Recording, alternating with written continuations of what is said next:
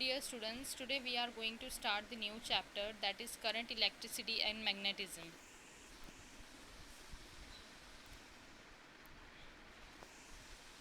So, which constituents are present in an atom? Okay, an atom has same number of positively charged protons and same number of negatively charged electrons. So, protons are positively charged and electrons are negatively charged.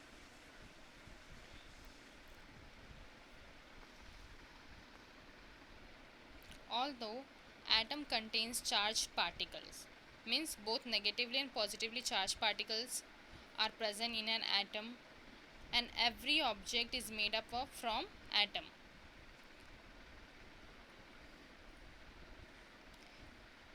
But in spite of atoms contain charged particle, an object doesn't show any charge.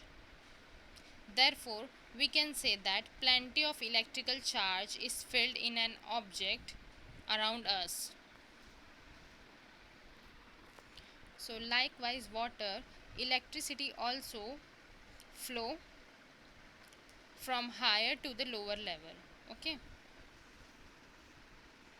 so we have learned that force will have to apply to put a stationary object into a motion.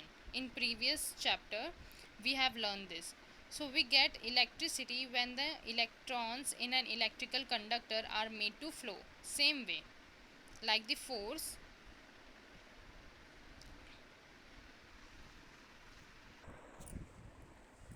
okay, like the force for putting the stationary object into a motion, we have to apply the force. So same way,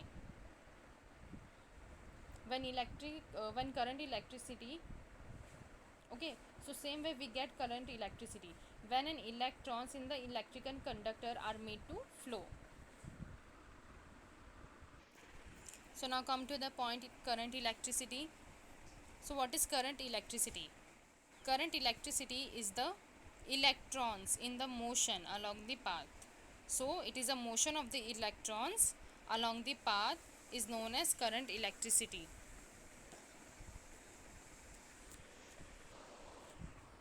So we aware we are aware of the current flowing through the wires, electric bulbs and equipments in the house. In the electric cells of a radio or in a car battery, a current is produced by the flow of both negatively and positively charged particles. So direction of, now come to the point, electrostatic potential.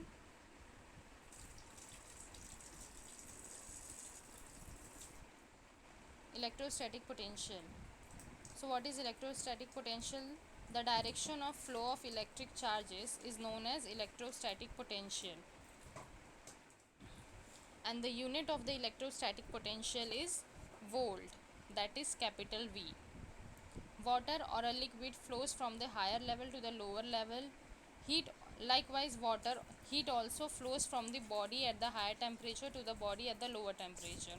So similarly, there is a tendency of the positive charge to flow from the point of the higher electric level to a point of the lower electric level.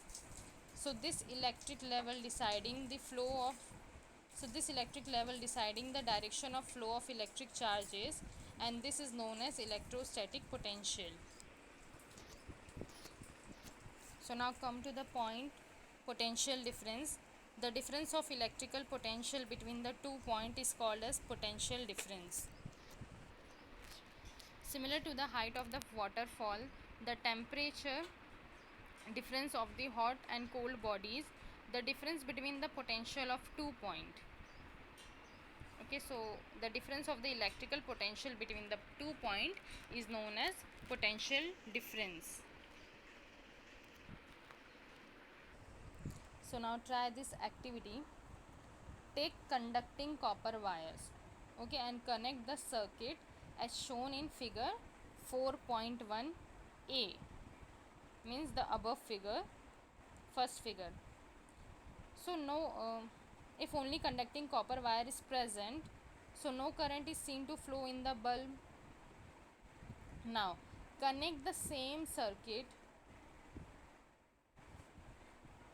connect in the same circuit a 1.5 volt dry cell which is available in the market as shown in figure 4.1b, means the second figure. In second figure, the the circuit which is made by connecting the copper wires.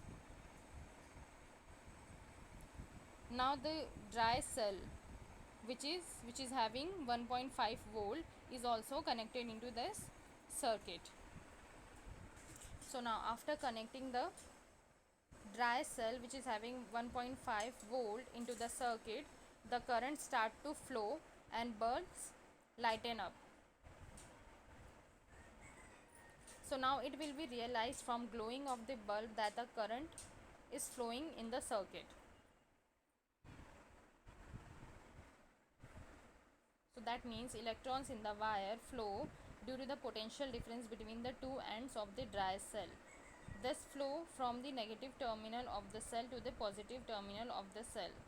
See in figure 4.1b, there is a positive and negative mark is there. So that is positive and negative terminal. So current will be flow from the negative terminal of the cell to the positive terminal of the cell. And now conventional current flows in opposite direction, and it is shown in the figure by the sign of an arrow. Okay.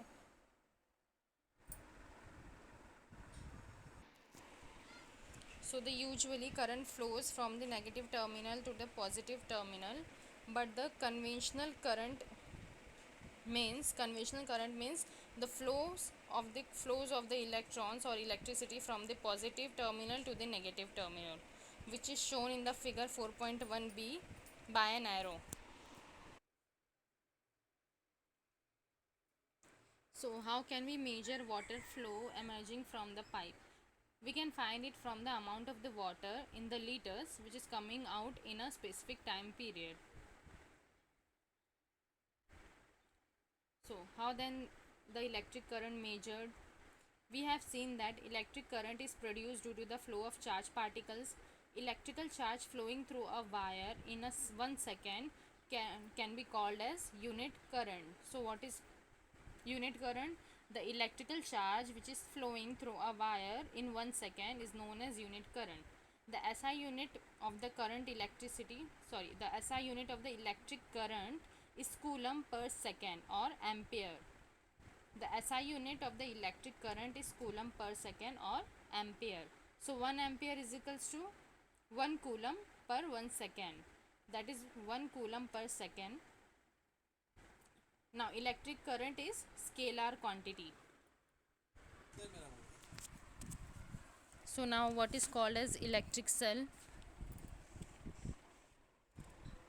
A source which is required to produce a uniform flow of charges in a circuit.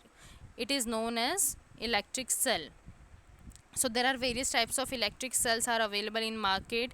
Thus these are used in range of machines from wristwatches to submarines. Out of this, you must be aware of solar cells. The main function of various electric cells is to maintain the constant potential difference between its two terminals. The electric cells work on electrical charges to maintain a constant potential difference, about which you will learn later. Okay, so let us learn about the types of the electrical cells. So first one is dry cells. So now first one is dry cell. So what is dry cell? The dry cell in which the dry cell is a type of cell in which the electrolyte exists in the form of a paste.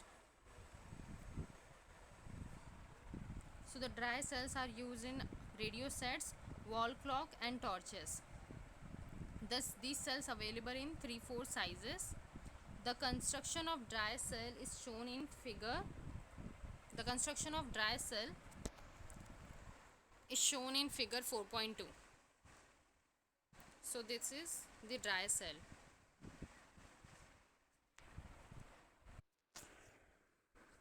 So now there is a diagram of dry cell. So there is an one activity is there. Take a lead dry cell and remove its outer coating. Inside you will find its whitish metal layer. This is the zinc metal layer and this is the negative terminal of the cell. Now carefully break open this layer, and there is another layer present inside, in which the electrolyte is filled. So what is electrolyte? So electrolyte is a liquid from which the electric current can flow. So an electrolyte is filled between these two layers.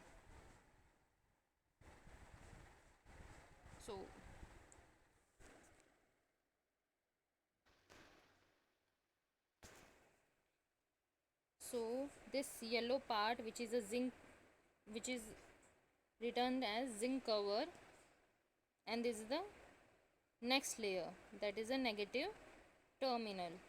In between zinc cover and negative terminal, in between these two layer, an electrolyte is filled.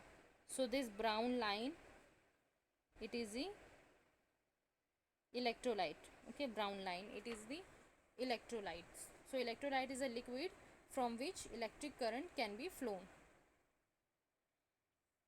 So electrolyte contain negatively charged and positively charged ion, means electrons and protons. These are the carriers of electricity. Okay, protons and the electrons are carriers of electricity. The electrolyte is wet pulp of zinc chloride and ammonium chloride. So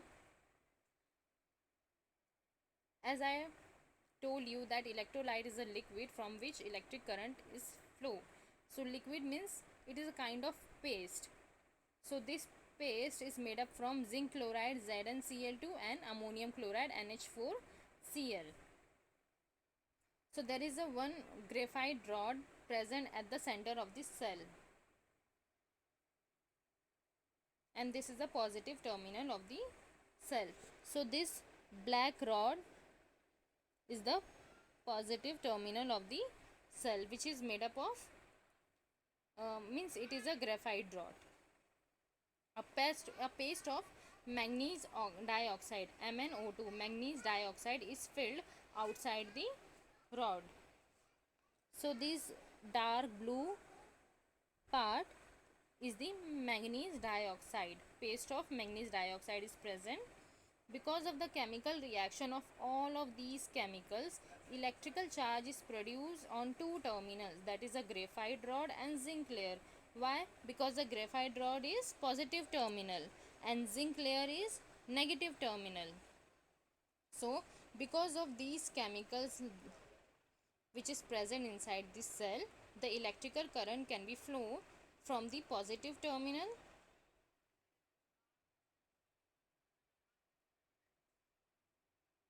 okay from electrical current can is flow from positive terminal to negative terminal. So due to the wet pulp which is used in this cell, the chemical reaction proceed very slowly, hence a large electric current cannot be obtained from this. So compared to the electrical cell which is using liquids, the shelf life of this dry cell is longer. Dry cells are very convenient to use, as these can be held in any direction with respect to the ground and can be used in mobile instrument. Means mobile instrument means the instrument which we can carry easily from anywhere. Okay.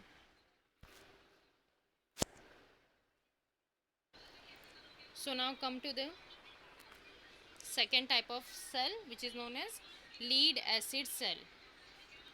So in figure 4.3, there is a design of lead acid cell is present, is shown. Okay, so let us examine its principle. This type of cell can be recharged after getting electrically discharged. Okay,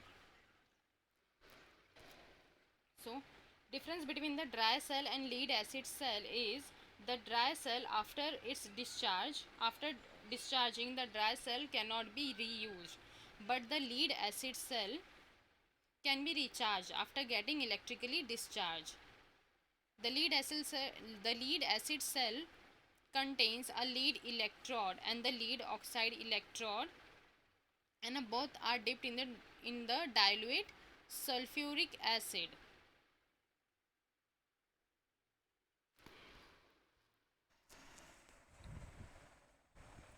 So the lead acid cell contains the lead electrode and the lead oxide electrode, and both are dipped in the dilute sulfuric acid.